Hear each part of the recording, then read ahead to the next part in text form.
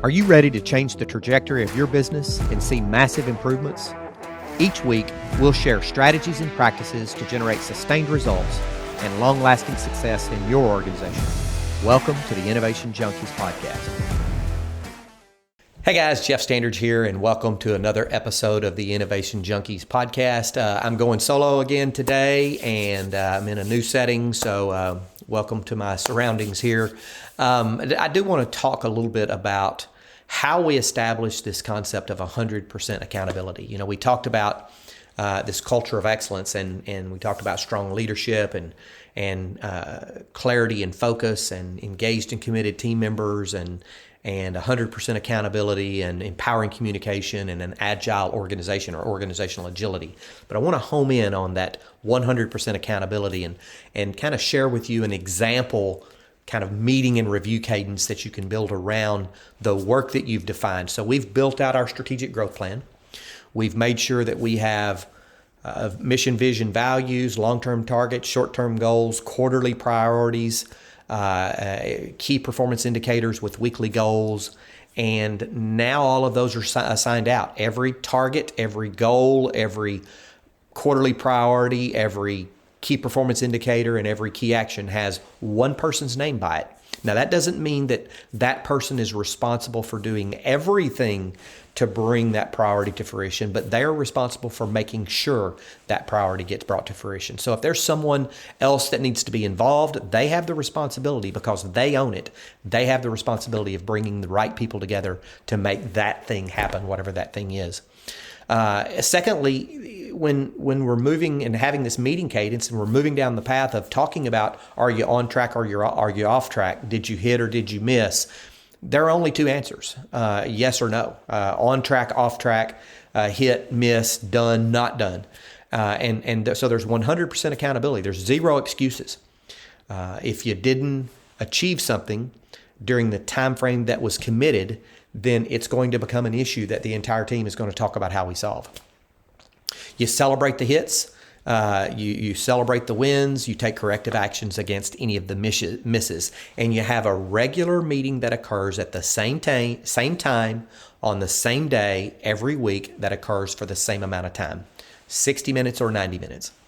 And you need to decide which those are. Our team has decided that we're going to have a 60-minute meeting because we're going to tackle a large portion of our issues offline in a couple of different ways. And we'll talk about that a little more in a couple of moments. So let's start at the top. We have our annual planning meeting where we come in and we establish the mission, the vision, the values, the long-term targets, short-term goals, key performance indicators, and the quarterly priorities. And then quarterly, we're going to come together and we're going to review and refine those short-term goals because we're a fourth of the way in at the end of Q1.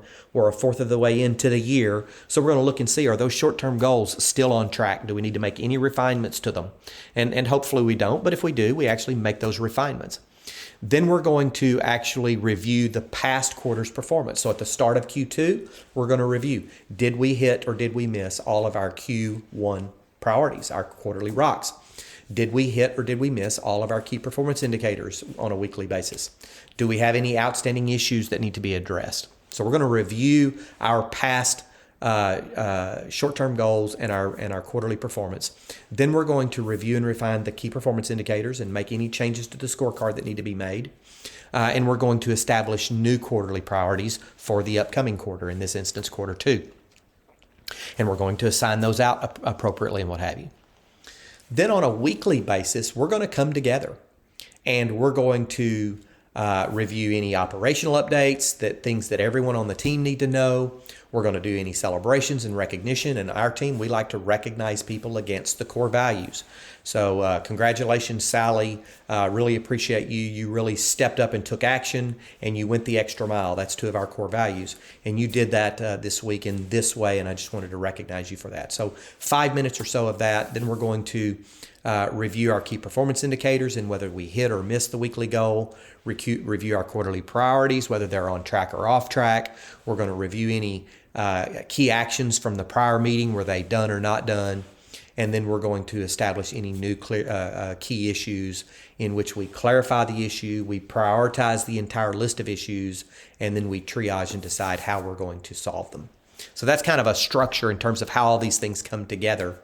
And then we actually have a monthly meeting as well, which I'll talk about in a couple of moments, that's focused purely on tackling any outstanding issues. So our meeting cadence looks something like this. And this is our weekly cadence. We've chosen a 60-minute meeting. Gino Wickman and his team at Traction suggest a 90-minute meeting, but that didn't really work for us. And so we've adapted that time frame for our particular needs in terms of what works actually for us. And this is how we did that. So we start off with our good news, celebrations, and recognition, and we allot 5 minutes for that. Sometimes it takes 5 minutes, sometimes it doesn't, but we don't go over that.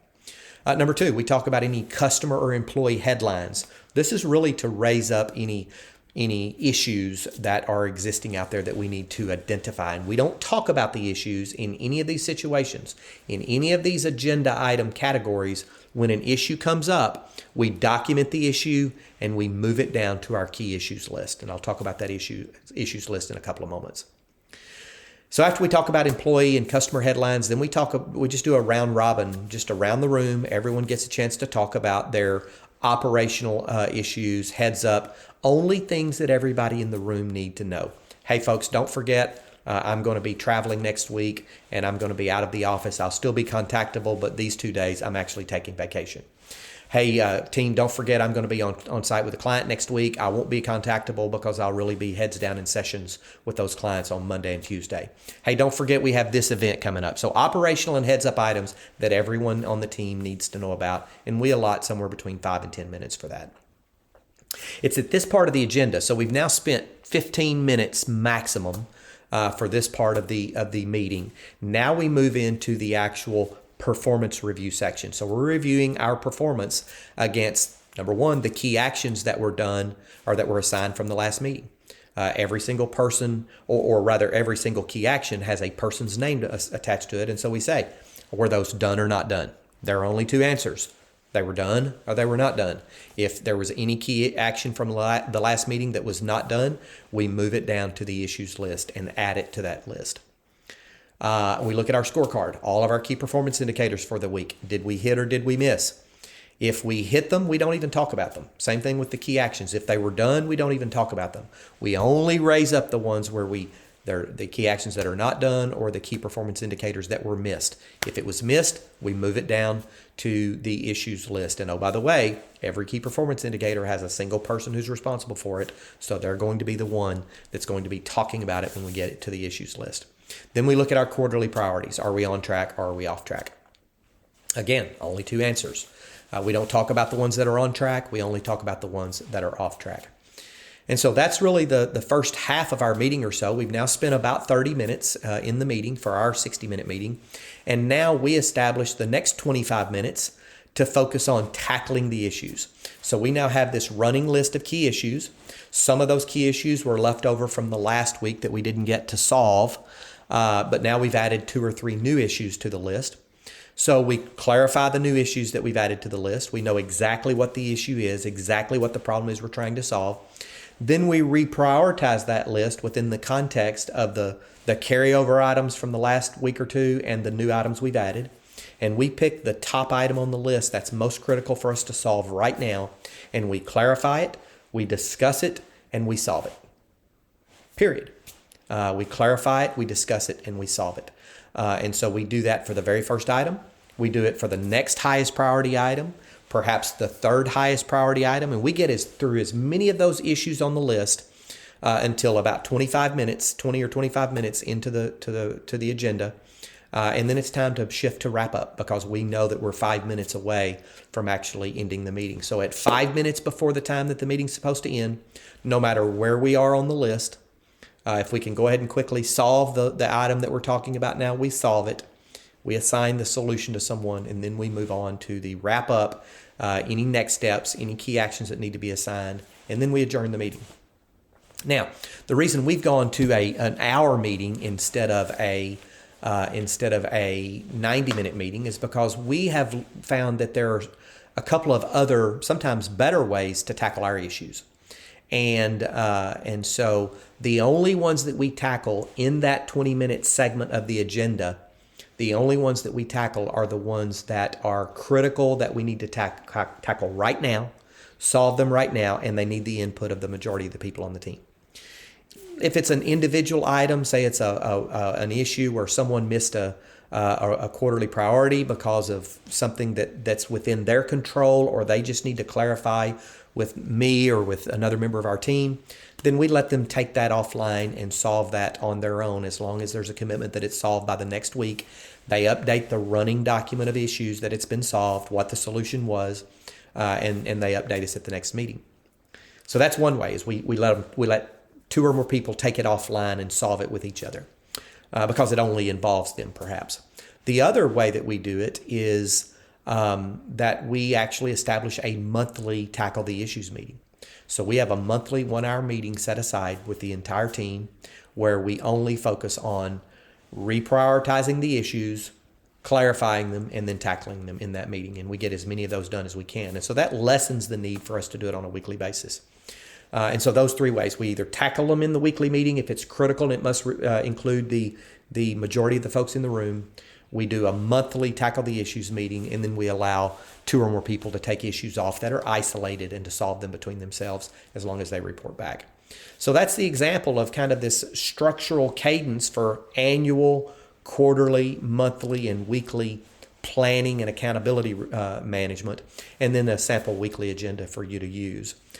Nothing gets done unless the work gets done. And so there's no benefit in planning unless you're actually willing to do the work that's associated with the execution of the plan. And we feel like this agenda really helps us in that regard. Take it, adapt it for your needs. The point is that you actually establish kind of a weekly cadence for addressing those issues and keeping everyone abreast of the progress. This has been another episode of the Innovation Junkies podcast. I appreciate you for joining. See you next time.